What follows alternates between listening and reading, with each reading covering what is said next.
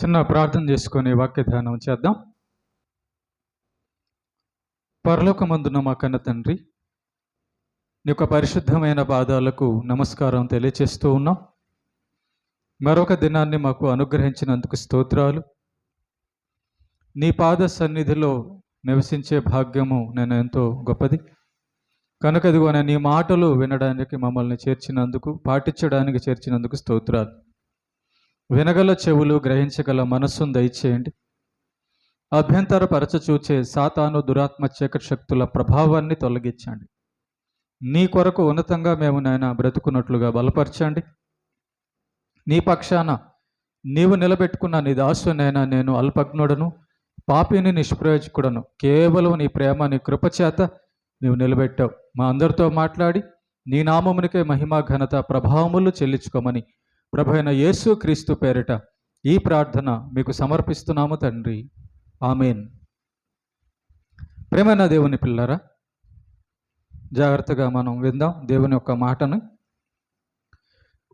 పరిశుద్ధ గ్రంథమైన బైబిల్లో నుంచి కీర్తనల గ్రంథము 15వ అధ్యాయాన్ని మనం ఈరోజు ధ్యానం చేద్దాం. ఈ యొక్క 15వ అధ్యాయములో 5 వచనాలు ఉన్నాయి. ఇది దావీదు గారు రాసినటువంటి కీర్తన. దావీదు గారు రాసినటువంటి కీర్తన. ఈ యొక్క 5 వచనాలలో ఉన్న సారాంశాన్ని మనము ఒక్కొక్క వచనంగా చదువుతూ ధ్యానం చేద్దాం. కీర్తనల గ్రంథము 15వ అధ్యాయం. ఓకేనా? రైట్, చూద్దాం. ప్రేమైన దేవుని బిడ్డలారా, మొట్టమొదటి వచనం.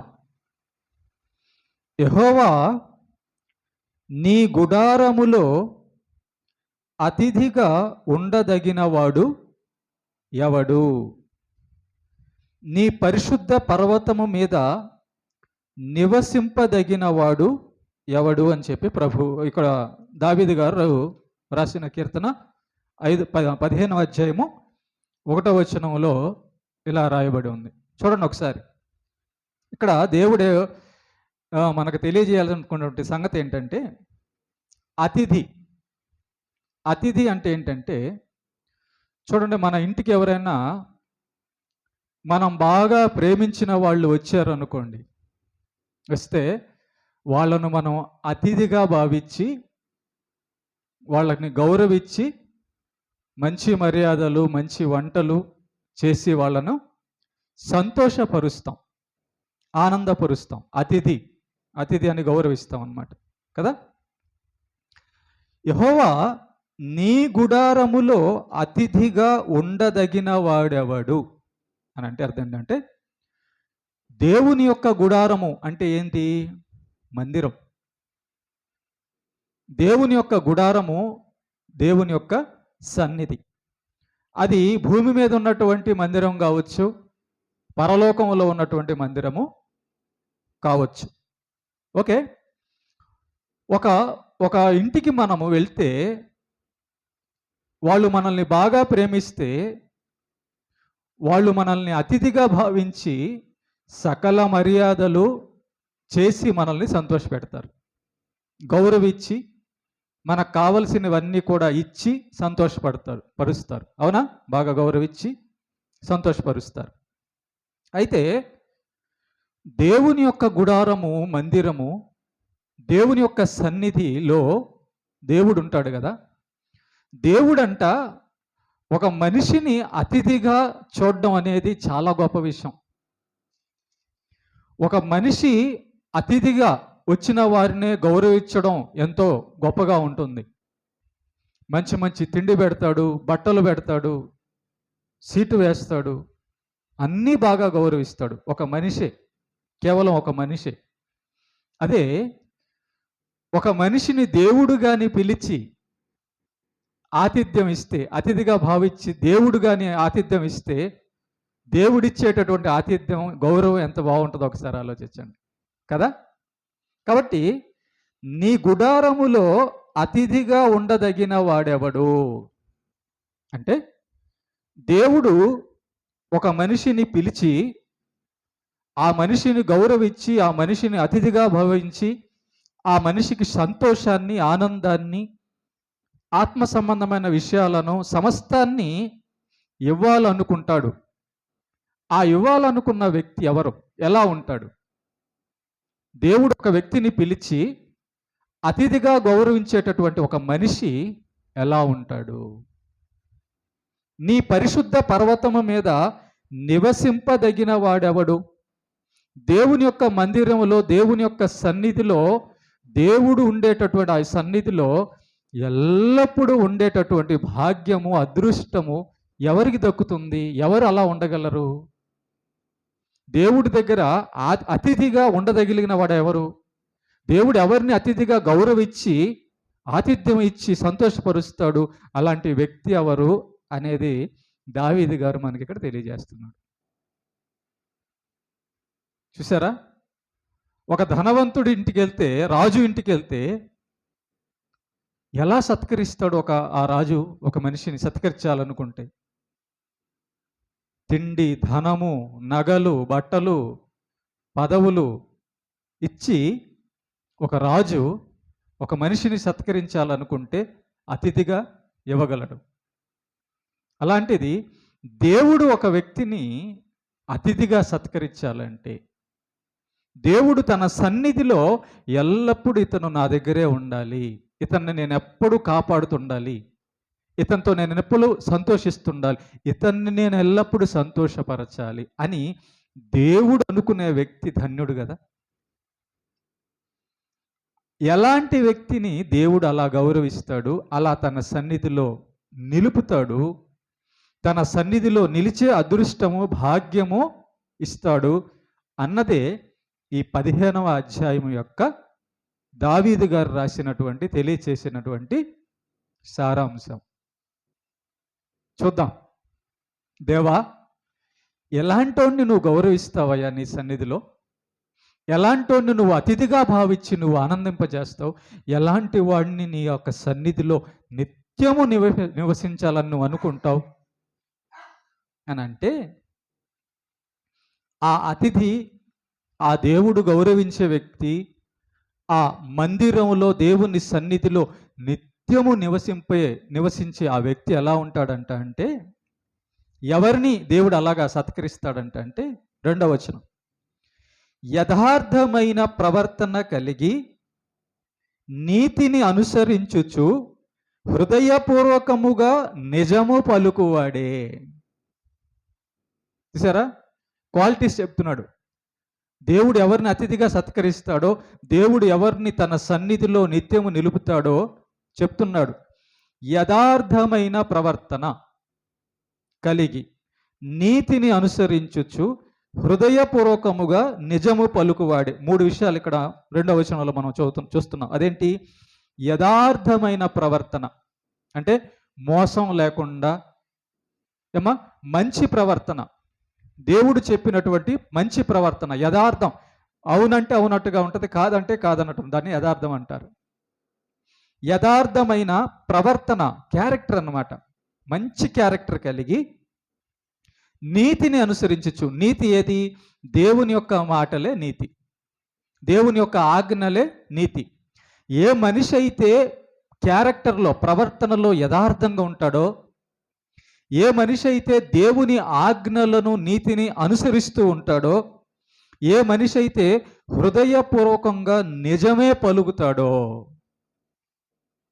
హృదయములో ఒక మాట ఉంటుంది, పైన నోటికి ఒక మాట ఉంటుంది కొంతమందికి. అది యథార్థత కాదు, అది హృదయపూర్వకంగా పలకడం కాదు. హృదయపూర్వకంగా పలకడం, యథార్థంగా ప్రవర్తించడం, నీతిని అనుసరించడం అంటే, హృదయములో మనకేముందో బయట నోట కూడా మాట వస్తుంది చూసావా, దాన్నే యథార్థత అంటారు. అదే నిజంగా హృదయపూర్వకంగా పలకడం అంటారు.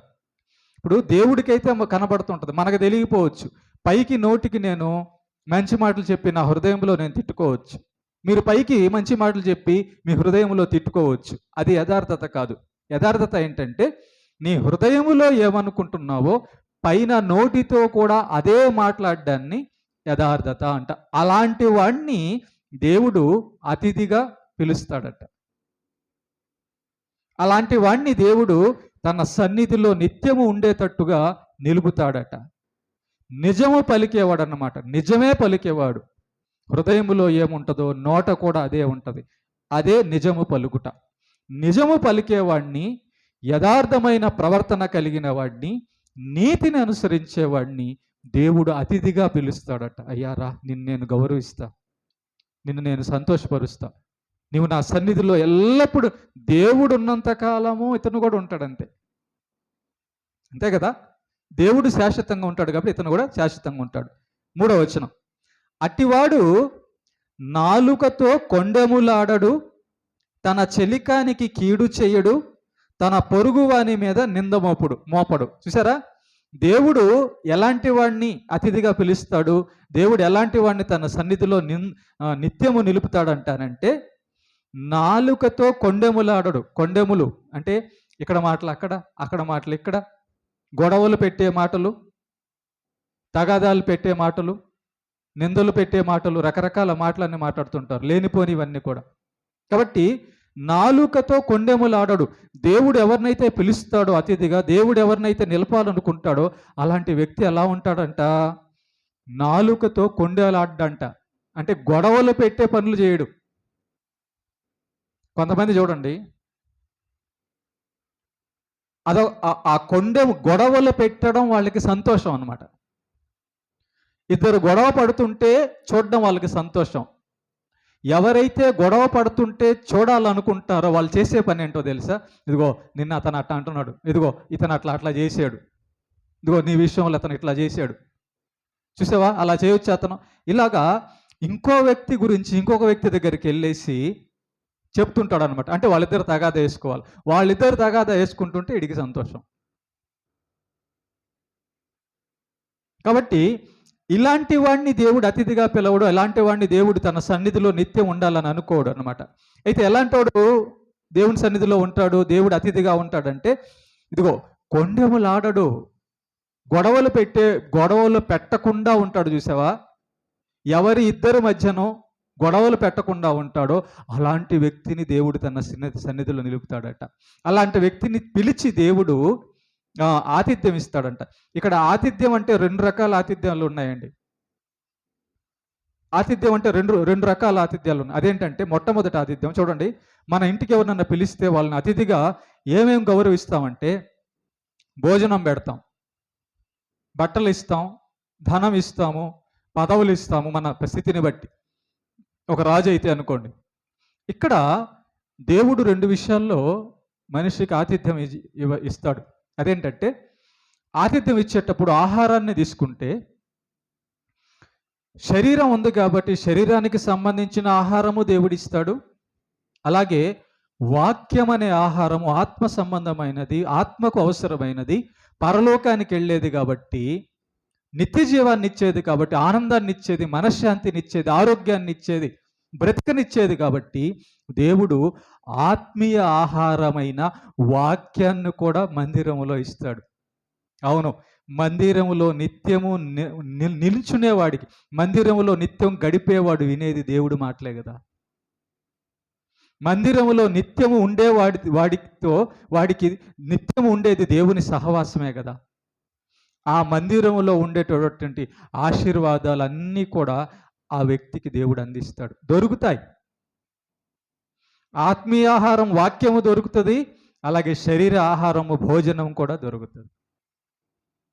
మరి దేవుడు అతిథిగా పిలిస్తే దేవుడు పేదోడా? దేవుడు ఊరికనే వదిలేస్తాడా? కనుక చూడండి, ఎలాంటి వ్యక్తిని దేవుడు అతిథిగా పిలుస్తాడంటానంటే, నాలుకతో కొండెములాడని వాడని.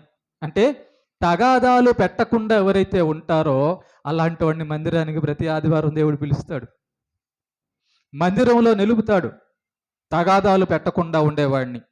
తర్వాత తన చెలికానికి కీడు చేయని వాడిని. మన పక్కనే ఉంటారు కొంతమంది, కానీ మనకే మోసం చేస్తుంటారు, మనకే ద్రోహం చేస్తుంటారు, మనకే అబద్ధం చెప్తుంటారు, మన నాశనాన్నే కోరుకుంటారు, మనం చెడిపోవాలని కోరుకుంటారు. అలాంటి వాడిని దేవుడు పిలవడు. ఎలాంటి వాడిని దేవుడు పిలుస్తాడట? తన చెలికానికి కీడు చేయడు అతడు. అంటే తన పక్కన ఉన్న వారెవరికి, తన ఎదుట ఉన్న వారెవరికి కూడా ఇతను చెడిపోవాలి, ఇతను నాశనం అయిపోవాలి, ఇతన్ని మోసం చేయాలి, ఇతను ద్రోహం చేయాలి అనే మనస్తత్వం కలిగిన వారిని దేవుడు పిలవడు. కానీ ఇతను బాగుండాలి, ఇతను దేవుల్లో ఉండాలి, ఇతడు దైవభక్తుడుగా ఉండాలి అనే వారిని దేవుడు తన సన్నిధిలో నిలుపుతాడు శాశ్వతంగా. తర్వాత తన పొరుగువాని మీద నింద మోపడు. దేవుడు ఎవరిని పిలుస్తాడు తన సన్నిధికి? దేవుడు ఎవరిని అతిథిగా పిలిచి ఆహారం, ఆత్మీయత, ఆశీర్వాదం ఇస్తాడంటే తన పొరుగువాని మీద నిందలు మోపుతుంటారు. కొంతమంది కావాలని నిందలు మోపుతుంటారు, తప్పు లేకపోయినా నిందలు మోపుతూ ఉంటారు. అదొక అలవాటు వాళ్ళకి, అదొక సంతోషం వాళ్ళకి, సాతాను సంతోషం. కాబట్టి దేవుడు పిలిచే వ్యక్తట ఎదుటి వారి మీద నిందలు మోపేవాడుగా ఉండడట. దేవుడు సన్నిధిలో నివసించేవాడట ఎదుటి వారి మీద నిందలు మోపేవాడుగా ఉండడట. అలాంటి వాళ్ళని, నిందలు మోపే వాళ్ళని దేవుడు పిలవడు. గుర్తుపెట్టుకోండి. చూడండి, ఎలాంటి క్యారెక్టర్లని దేవుడు అతిథిగా పిలిచి సన్నిధిలో నిలుపుతాడు ఒకసారి ఆలోచించండి. ఒక క్యారెక్టర్ చూస్తున్నాడు దేవుడు, ఒక పద్ధతి చూస్తున్నాడు దేవుడు, ఆయన చిత్తాన్ని చూస్తున్నాడు, నెరవేర్చేవాడిని చూస్తున్నాడు. తర్వాత 4వ వచనం, అతని దృష్టికి నీచుడు అసహ్యుడు. చూసారా, దేవుడు ఎలాంటి వాడిని పిలుస్తాడట సన్నిధికి, మందిరానికి? దేవుడు ఎలాంటి వాడికి ఆతిథ్యం ఇస్తాడట? ఎవరైతే చెడు పనులు చేస్తున్నారో, ఎవరైతే భక్తిహీనమైన పనులు చేస్తుంటారో ఆ భక్తిహీనమైన పనులు ఇతడు ఇష్టపడ్డావు.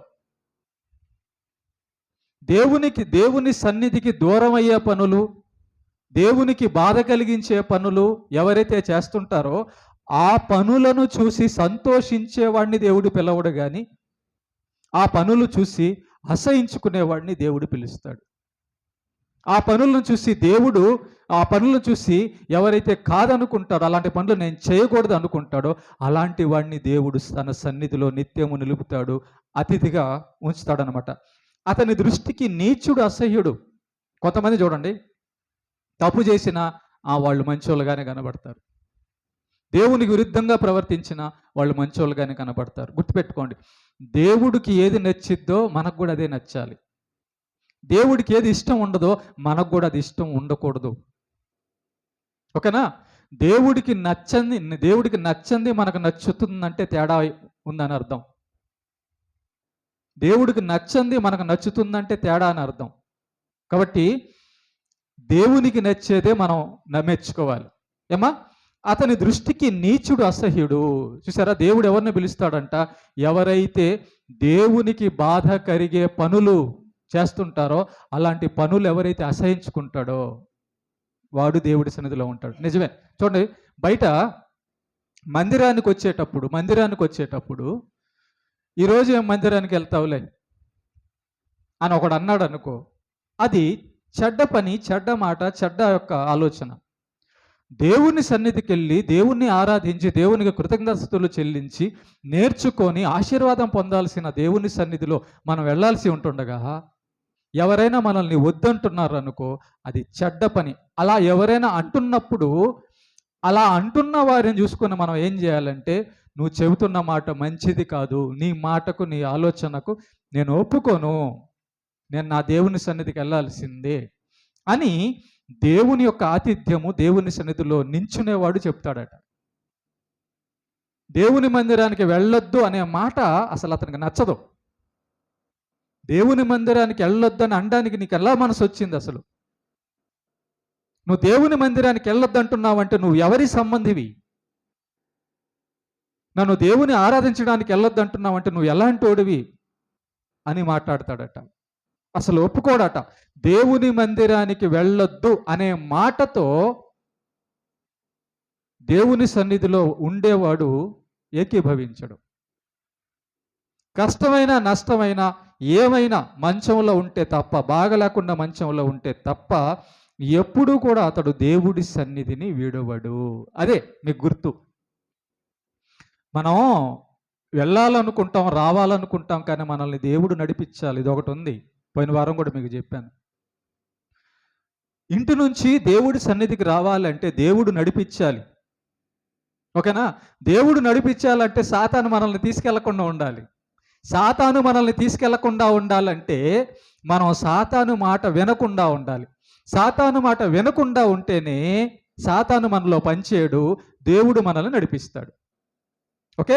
కనుక దేవుని యొక్క మందిరంలో ఆతిథ్యము పొందదగిన వాడంట చెడు పనులను ఆశ్రయించుకుంటాడట.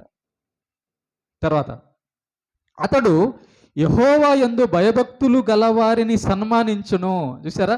ఎవరిని సన్మానిస్తాడు, ఎవరిని కాదనుకుంటాడంట అంటే, ఎవరైతే అయ్యా మందిరానికి వెళ్దాం రండి, ప్రార్థన చేద్దాం రండి, నీతిగా బతుకుతాం రండి, దేవుడి సన్నిధిలో బతుకుదాం, సువార్త చేద్దాం రండి, దేవుడు చెప్పినట్టుగా బతుకుదాం రండి, దేవుని యొక్క భయభక్తుల్లో బతుకుదాం రండి అనే మాటలు ఎవరైతే నోట వినబడుతుంటాయో వాళ్ళని చూసినప్పుడు ప్రేమిస్తాడట, వాళ్ళని చూసినప్పుడు సహాయం చేస్తాడట, వాళ్ళని చూసినప్పుడంట సన్మానిస్తాడట. అన్నా నిజమన్నా నువ్వు చెప్పే మాటలు, దేవుడు కాకపోతే మనకెవరన్నా దిక్కు, దేవుడి సన్నిధి లేకపోతే మనకి పరిస్థితి భయంకరం కదా. కాబట్టి మీరు చెప్తున్నది మంచి మాట. దేవుని సన్నిధికి వెళ్దాము, భయభక్తులు కలిగి ఉందాం, ప్రార్థన చేద్దాం, వాక్యం చదువుదాం, సువార్త చేద్దాం, పేదవారికి సహాయం చేద్దాం. ఇలాంటి మాటలన్నీ ఎవరైతే పలుకుతారో వాళ్ళను చూసట సన్మానిస్తాడట అతను. అలాంటి మాటలు విన్నప్పుడు నిజమే కదా. ఎవరన్నా ప్రార్థన చేద్దాం రండి అంటే ఎంత మంచి మాట కదా. సువార్త చేద్దాం రండి అంటే ఎంత మంచి మాట కదా.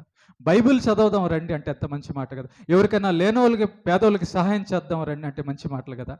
అలాంటి వాళ్ళని సన్మానిస్తాడంట. ఎవరు? దేవుడు ఎవరినైతే అతిథిగా పిలుస్తాడో, దేవుడు ఎవరినైతే తన సన్నిధిలో నిత్యము నిలుపుతాడో అలాంటి వాడు భయభక్తులు కలిగిన వారిని, యెహోవా యందు భయభక్తులు కలిగిన వారిని, యేసుక్రీస్తునందు భయభక్తులు కలిగిన వారిని సన్మానిస్తాడట. తర్వాత అతడు ప్రమాణము చేయగా నష్టము కలిగినను మాట తప్పడు. గుర్తుపెట్టుకోండి, మంచోళ్ళకి కూడా కొన్నిసార్లు నష్టం కలుగుతుంది. ఏమ్మా వింటున్నారా? మంచోళ్ళకి కూడా నష్టం కలుగుతుంది. మంచోళ్ళు కూడా కొన్నిసార్లు మాట చెప్పినప్పుడు నేను ఇదిగో పలాంది చేస్తాను అని అన్నప్పుడు, సపోజ్ మీకు అర్థం కావడం ఒక విషయం చెప్తా. ఇప్పుడు ఒక వ్యక్తికి నేను చెప్పాను, ఒక 1000 రూపాయలు ఇస్తాను. అతను వచ్చి నన్ను అడిగాడు, అయ్యా నాకు ఒక 1000 రూపాయలు ఇవ్వాలి, కావాలి, అప్పుగా ఇవ్వండి అన్నప్పుడు, సరేనయ్యా ఇస్తాను, రేపు బుధవారం ఇస్తాను రా అని చెప్పాను నేను. అతను బుధవారం వచ్చే లోపల బుధవారం వచ్చాడు. రాగానే ఆ రోజే కొంచెం 1000 రూపాయలతో నాకు పని ఉంది, నా దగ్గర 1000 రూపాయలే ఉన్నాయి, అతనికే 1000 రూపాయలు ఇస్తానని చెప్పున్నాను. 1000 రూపాయలు ఉన్నాయి నా దగ్గర. అప్పుడు ఆ 1000 రూపాయలు అతనికి మాట చెప్పున్నాను కదా, నీకు ఇస్తాను రమ్మని చెప్పి అతను వచ్చాడు. ఇప్పుడు ఈ 1000 రూపాయలు అతనికి ఇస్తే నాకు ఇబ్బంది అయిపోద్ది. కానీ మాట చెప్పున్నాను కదా, ఇదిగో నీకు బుధవారం నేను 1000 రూపాయలు ఇస్తానన్నాను. కాబట్టి దేవుని యొక్క సన్నిధిలో నివసించేవాడు, దేవుని యొక్క ఆతిథ్యం పొందేవాడంట, తనకు నష్టం వచ్చినా సరే మాట తప్పడు. నీకు బుధవారం 1000 రూపాయలు ఇస్తానన్నగా, ఇదిగో తీసుకో. నా తంటాలు నా తంటాలు దేవుడు చూస్తాడు. దేవుని మీద నమ్మకం కలిగి దేవుని మీద ఆధారపడేవాడు కాబట్టే నా యొక్క కష్టం దేవుడు తీరుస్తాడు. నీకు నేను మాట చెప్పాను కాబట్టి నేను మాట తప్పను అని. మాట తప్పడంట, నష్టం కలిగినా కూడా మాట తప్పడు. దేవుని సన్నిధిలో నివసించేవాడు, దేవుని దగ్గర ఆతిథ్యము పొందేవాడు. ఓకే. తర్వాత 5వ వచనం, తన ద్రవ్యము వడ్డీకివ్వడు. గుర్తుపెట్టుకోండి, ఎవరైనా కూడా ఇదిగోండి, ఎవరైనా దైవభక్తుడను దైవభక్తురాలను అని చెబుతూ ఎవరైనా వడ్డీకి ఇస్తే మీరు వాళ్ళని గుర్తించాల్సింది ఏంటంటే, ఇడు దొంగ, అడు దొంగ. దైవజనుడు ఎప్పుడు కూడా, దేవుణ్ణి హృదయములో కలిగిన వాడు ఎవడు కూడా వడ్డీకివ్వడు. సహాయం చేస్తాడు. అదిగో ఈ 1000 రూపాయలు తీసుకో, మళ్ళీ నాకు ఇచ్చేసి, వడ్డీ ఏం అవసరం లేదు అని చెప్తాడనమాట. తన ద్రవ్యము వడ్డీకి ఇవ్వడు. దేవుని సన్నిధిలో నిలబడేవాడు, దైవ గుణాలు కలిగేవాడు, దేవుని దగ్గర ఆతిథ్యం పొందేవాడట, డబ్బు వడ్డీలకి ఇవ్వడంట. తర్వాత నిరపరాధిని చెరుపుటకై లంచము పుచ్చుకొనడు. లంచాలు తీసుకోడట. ఇదిగో నేను ఈ పని చేయాలంటే నాకు అది ఇవ్వాలి, లంచం. నేను నీకు సంతకం పెట్టాలంటే ఇదిగో ఈ 10,000 కావాలి. నేను నీకు ఈ కాగితం ఇవ్వాలంటే నాకు 5,000 కావాలి. నేను నీకు ఈ పని చేసి పెట్టాలంటే నాకేంటి లాభం అని అన్నాడు. ఎవరు? దేవుడి సన్నిధిలో నిలిచేవాడు, దేవుని ఆతిథ్యం పొందేవాడంట, లంచాలు తీసుకోడట. కాబట్టి గుర్తుపెట్టుకోండి, నిస్వార్థంగా పనిచేస్తాడు, సహాయం చేస్తాడు, దేవుని యొక్క సన్నిధిలో నిల్చునేవాడు. యేసు ప్రభుని చూడండి, ఆయన మన పాపాల నిమిత్తము తన ప్రాణం పెట్టాడు. లాభం ఏముంది ఆయనకి? ఏం లాభం కోరి తన ప్రాణం పెట్టాడు మన కోసం? మనం కాకపోతే ఇంకొకళ్ళు 100 మందిని చేస్తాడు. సృష్టికర్త ఆయన సృష్టికర్త అయి ఉండి తన ప్రాణము, తన రక్తము, తన శరీరము మన కోసం ధారపోసాడు కదా. దాంట్లో స్వార్థము, లాభము ఏమీ లేదు. కనుక ప్రేమైన దేవుని బిడ్డలారా, లంచాలు తీసుకోడట. దేవుని సన్నిధిలో ఉండేవాడు, ఇదిగో నువ్వు ఈ పని చేస్తే నేను నీకు ఈ పని చేసి పెట్టాలంటే నువ్వు నాకు ఇది ఇవ్వాలి అని లంచాలు తీసుకోడనమాట. ఈ ప్రకారము చేయువాడు ఎన్నడనూ కదల్చవలడు. ఎక్కడి నుంచి? దేవుని పాదాల దగ్గర నుంచి, దేవుని సన్నిధిలో నుంచి, దేవుని మందిరంలో నుంచి, దేవుని కృప నుంచి, దేవుని హస్తాల్లోంచి, పరలోకపు మార్గం నుంచి ఎన్నడూ కదల్చబడట. దాని అర్థం ఏంటో తెలుసా? ఏ ఆదివారం తప్పడు. ఏ ఆదివారము చర్చికి రావడం ఆబ్సెంట్ అవ్వదు.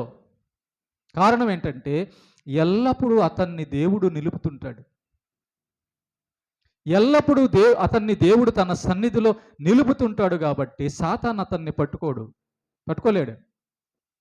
ప్రయత్నాలు చేసినా కూడా దేవుడు ఆ వ్యక్తిని తన సన్నిధిలో నిలిపేస్తాడు.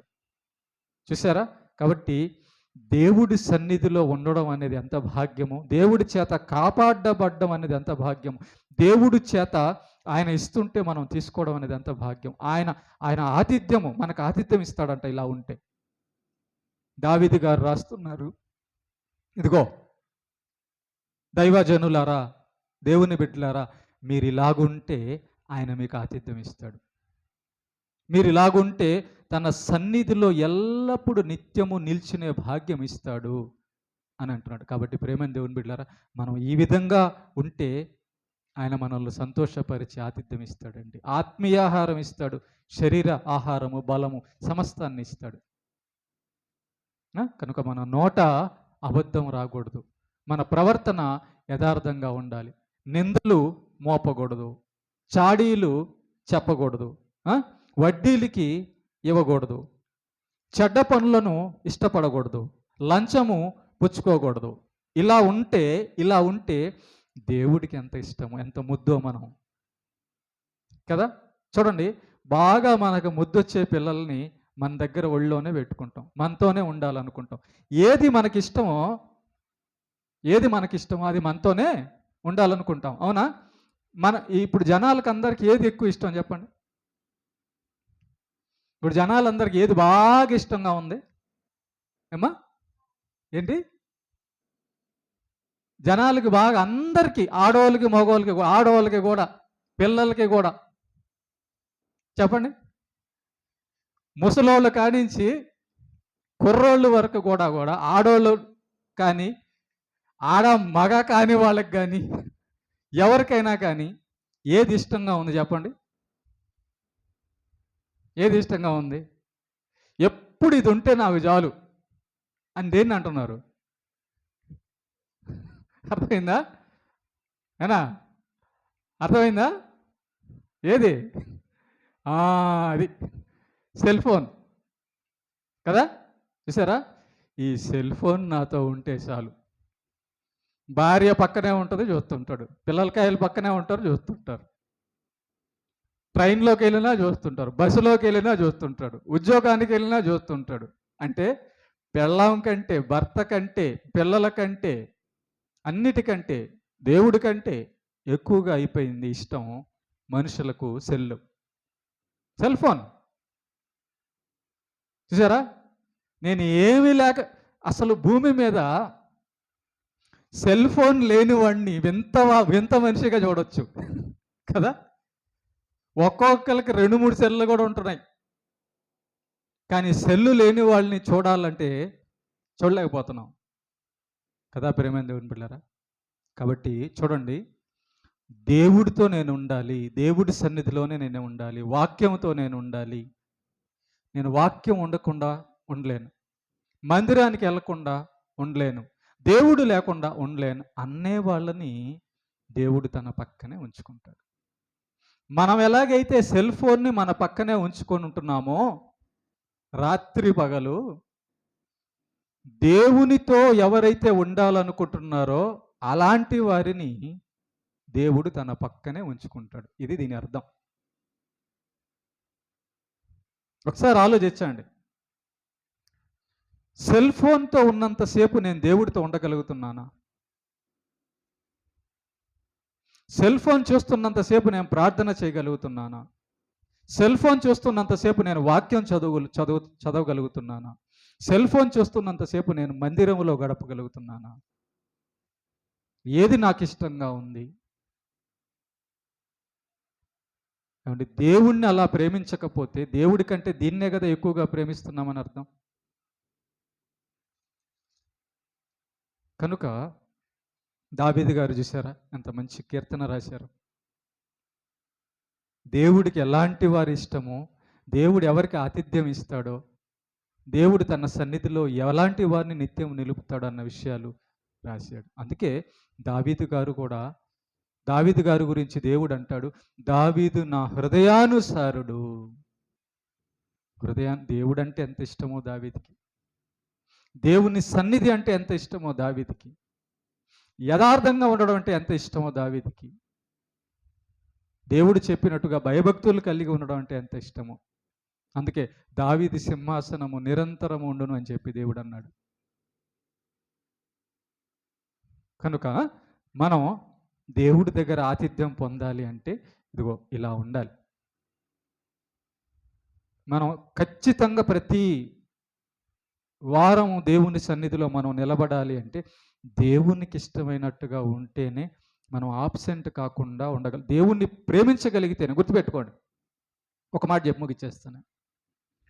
తల్లిదండ్రులు ఎటన్నా వెళ్ళిపోతుండేటప్పుడు, ఎటన్నా ఊరుకో లేకపోతే బజారుకో వెళ్ళేటప్పుడు పిల్లకాయలు కాలు వాటేసుకొని నేను కూడా వస్తాను అంటారు. మేము వచ్చేస్తాం లేరా ఇప్పుడే కాసేపు ఉండంటే, నేను వదలను, నేను కూడా వస్తాను, నన్ను కూడా తీసుకెళ్ళండి, మీతోనే నేను వస్తా అని కొంతమంది పిల్లలు మారం చేస్తుంటారు కదా. అలాగా మనం కూడా ఉంటే అప్పుడు ఏం జరుగుతుంది? ఆ పిల్లోడు బాగా ఏడుస్తున్నాడు అనుకో, నేను కూడా వస్తాను ఏడుస్తున్నాడు అనుకో, కాసేపు అంత దూరం వెళ్తారు. వాడు కూర్చొని ఏడుస్తూ వాళ్ళ సైడ్ ఇటు నీళ్లు కారిపోతూ ఉంటాయి. వాళ్ళ సైడ్ చూస్తుంటే కాసేపు వాళ్ళు వెనక్కి తిరిగి చూసి, సరే తీసుకెళ్దాంపా వాడిని ఎందుకు ఏడుస్తున్నాడని వాళ్ళ వెనకాలే పిల్లోడిని తీసుకెళ్ళిపోతారు. అలాగా మనం ఉండాలి. మనం కూడా దేవుణ్ణి విడవకుండా, ప్రార్థన విడవకుండా, వాక్యం విడవకుండా, ఆరాధన విడవకుండా, మందిరం విడవకుండా ఉంటే దేవుడు కూడా ఎల్లప్పుడూ మన చెయ్యి విడవడు. మనం ఆయన్ని విడవకపోతేనే ఆయన మనల్ని విడవడు. ఆయన ఒక మాట చెప్పాడు, నేను నిన్ను విడవను ఎడబాయను అనే మాట అన్నాడు. ఎప్పుడు? మనం ఆయన్ని విడవకుండా ఉంటే. మనం ఆయన్ని విడవకుండా ఉంటే ఆయన మనల్ని విడవడు. మనం ఆయన్ని విడిచిపెట్టేసి వచ్చే వారం పోవచ్చులే అన్నాం అనుకో, సాతానికి పెడతాడు, సాతాను ఎక్కడికో తీసుకెళ్ళిపోతాడు. దేవుని సన్నిధిలో అండి గడపడం అనేది చిన్న విషయం కాదు. అందరికీ దొరికేది కాదండి. ప్రధానమంత్రికి కూడా దొరకదండి ఆ భాగ్యము. రాజుకి దొరకదండి, ధనవంతుడికి దొరకదు, అధికారులకు దొరకదు, ఈ లోకంలో చదువుకున్నోళ్ళకు దొరకదు, అందగాళ్లకు దొరకదు, బలవంతులకు దొరకదు. దేవుడి సన్నిధిలో ఉండే ఆయన మందిరంలో కాసేపు ఉండే భాగ్యము ఎంత డబ్బు పెట్టుకున్నా రాదండి. రాదు. ఎంత చదువు పదవులున్నా కూడా రాదండి. రాదు. మనకు హృదయం ఉంటే, అయ్యా నీ సన్నిధిలో నేను ఉంటానంటే అప్పుడు ఆయన మనల్ని తీసుకొస్తాడు. ఏదో వచ్చిపోవడం కాదు కానీ, నిజంగా ప్రభువా అయ్యా నువ్వు నాకు కావాలి, నువ్వు నాకు కావాలనుకున్న వాళ్ళకి రోజు బొట్టు పెట్టి పిలవాల్సిన అవసరం లేదు. మందిరానికి రండి, మందిరానికి రండి. సెల్ ఫోను నిన్ను అడుగుతుందా? నీ పక్కనే పెట్టుకో, నీ పక్కనే పెట్టుకో అని రోజు అడుగుతుందా? ఉదయం లెగవంగానే నన్ను చూడంటుందా? నువ్వు పెట్టుకోవడంలా? అలాగే దేవుడు నీకు కావాలనుకుంటే, దేవుడు నీకు కావాలనుకుంటే ఎవరు నిన్ను పిలవాల్సిన అవసరమో లేదు. దేవుని నువ్వు ప్రేమిస్తే, దేవుని నువ్వు ఇష్టపడితే ఆయనతోనే ఉండాలనుకుంటావు అంతే. అదే ప్రేమ. నువ్వు సెల్ ఫోన్ని ఇష్టపడుతున్నావు కాబట్టి 24 గంటలు దాంతోనే ఉంటున్నావు. అదే దేవుణ్ణి ఇష్టపడితే దేవుడితోనే ఉంటావు కదమ్మా. అలాగుందాం.